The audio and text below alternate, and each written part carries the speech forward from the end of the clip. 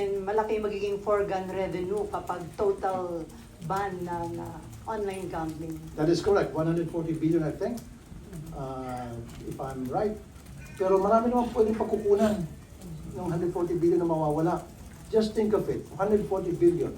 Kumpara naman doon sa nasisirang pamilya, nasisirang mga Pilipino. I think the benefits na nakukuha ng ating gobyerno mula sa revenue ng online gambling outweighs the ill effects. Saan tayo? Eh kung dahil sa 140 billion masisira napakaraming pamilyang Pilipino, maraming malululong sa sugal, bakit tinatitigil na itong online gambling? Habang nagmamaneho, nag-online gambling, buti na nakita ng mga pasahero at pinigilan siya. E paano kung hindi nakita? Paano kung gabi natutulog yung mga pasahero? Sir, tapos